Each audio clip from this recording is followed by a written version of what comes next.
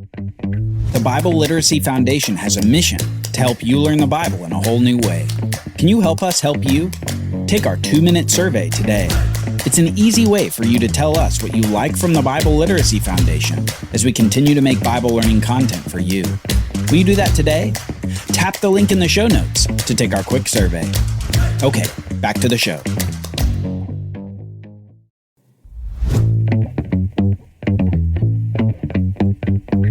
David brings the nation together for a new beginning, but tribal squabbles start another conflict that threatens to devolve into further war.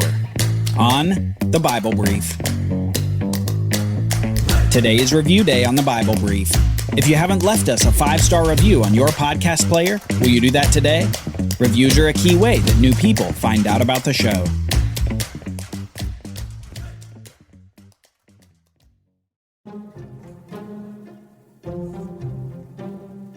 Gilgal was the city of new beginnings for Israel. The city where Joshua and his army had come first after crossing the Jordan River to finally come into the land of Canaan. Gilgal's name even had a connotation of new beginnings. It's a name meaning roll, and Joshua named the place Gilgal because of what God had said to him that day around 500 years before. Upon the circumcision of all the males in Israel, God had said, "Today I have rolled away the reproach of Egypt from you." It was as if God was saying, "Your old life is over, and now it's time for a new beginning." The kingdom of Israel also had its roots in Gilgal. After King Saul had successfully defeated the Ammonite siege of Jabesh-Gilead, all Israel came to Gilgal to confirm Saul as king over them and to sacrifice peace offerings before the Lord. If there was a place for David to go next, it was Gilgal. That would be the place where peace might have a chance. A place for a new beginning. Absalom was dead. His army was defeated. And it was now time for David to resume his leadership of the nation. Israel was not to be a nation of sheep without a shepherd. No, they were to have David and his descendants rule over them forever.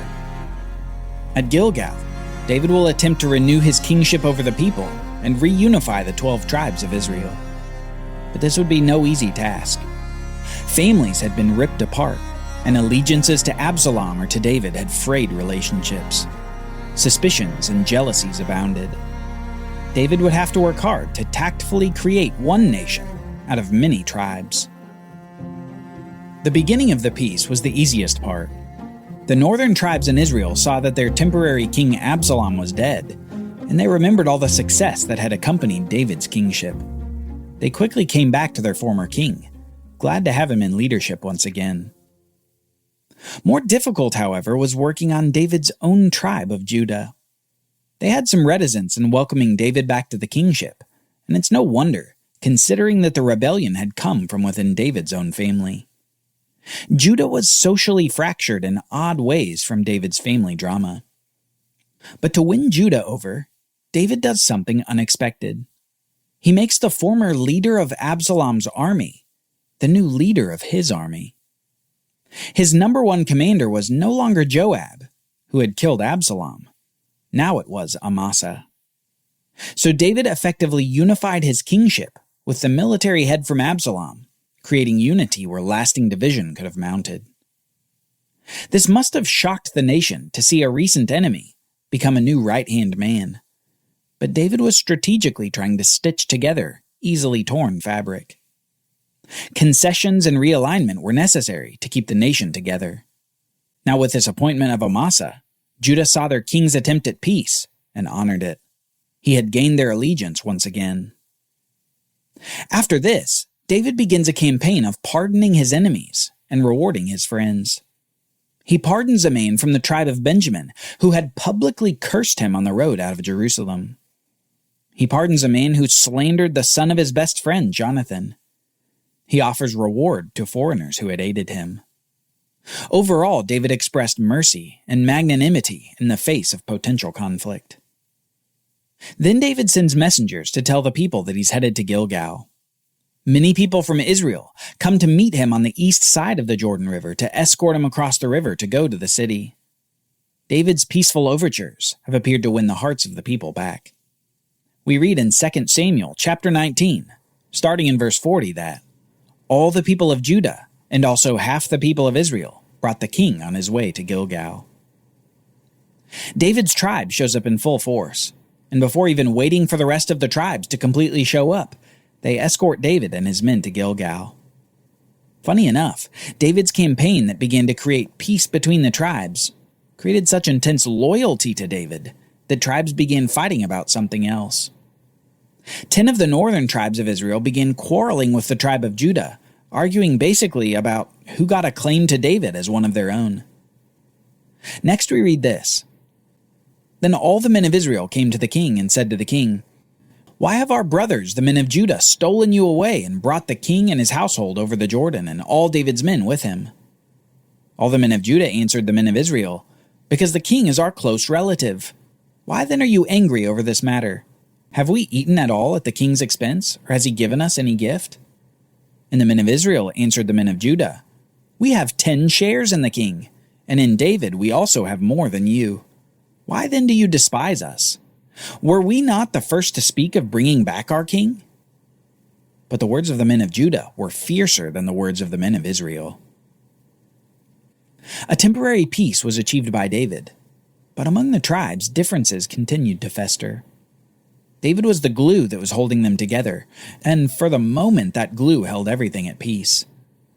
And everything did hold, until someone from the tribe of Benjamin, angered at Judah's claims on David, breaks the delicate peace. Next we read this.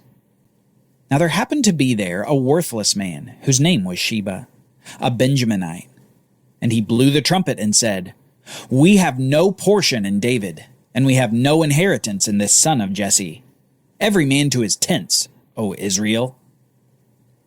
So all the men of Israel withdrew from David and followed Sheba.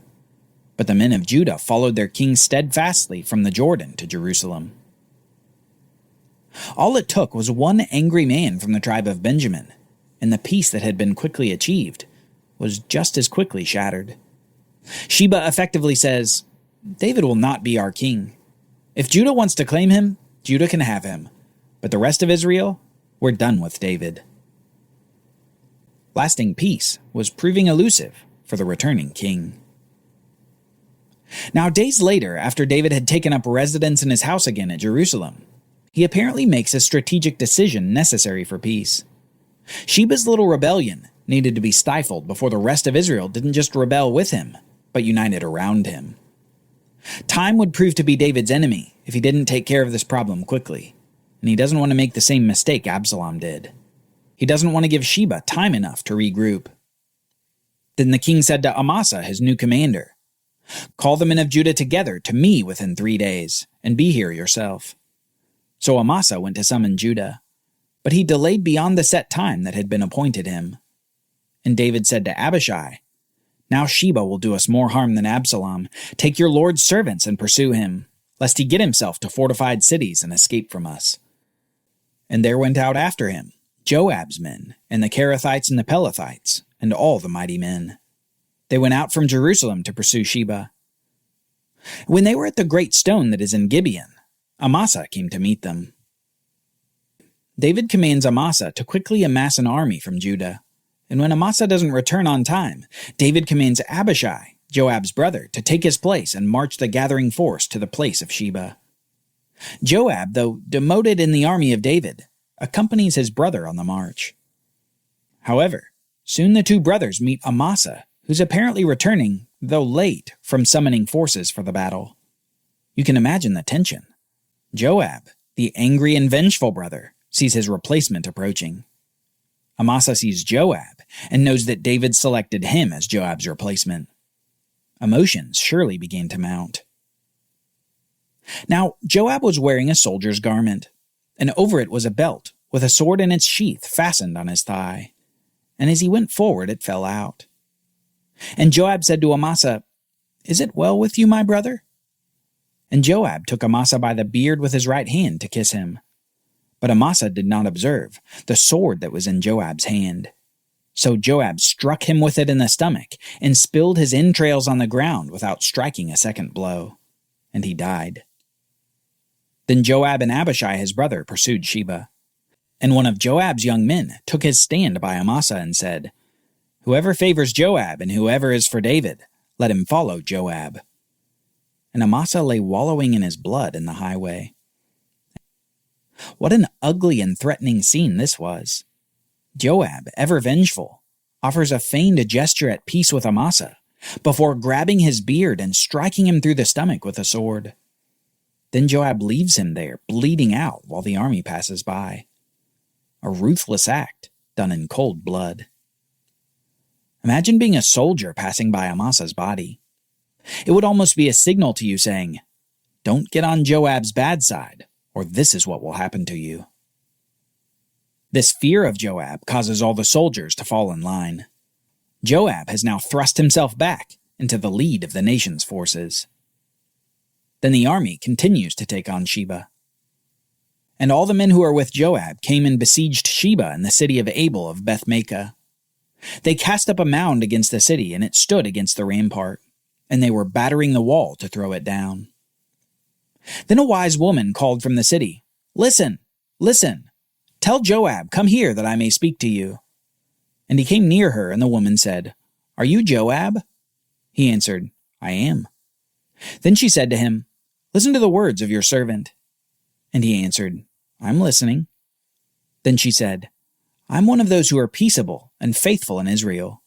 You seek to destroy a city that is a mother in Israel. Why will you swallow up the heritage of the Lord?" Joab answered, far be it from me that I should swallow up or destroy. That is not true. But a man of the hill country of Ephraim called Sheba has lifted up his hand against King David. Give him up alone, and I will withdraw from the city."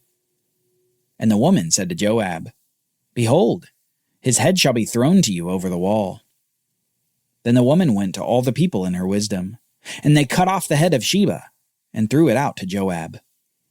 So Joab blew the trumpet, and they dispersed from the city, every man to his home.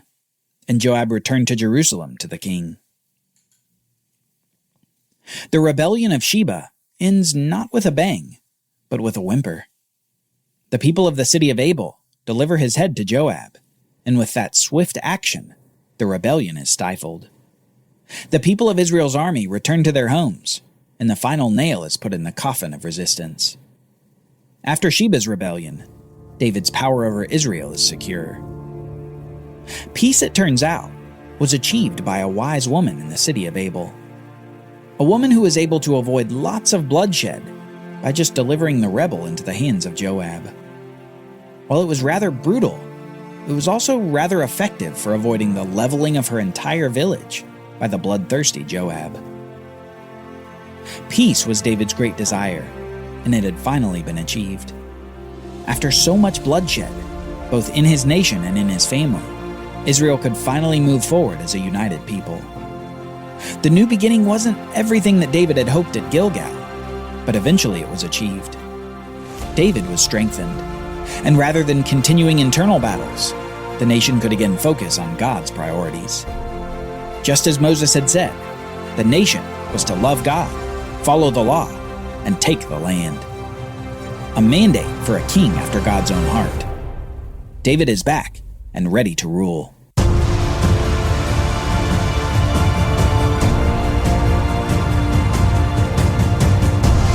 Join us next time as we see David's successes in battle, followed by his final great sin. The Bible Brief is brought to you by the Bible Literacy Foundation, dedicated to helping people like you learn the Bible.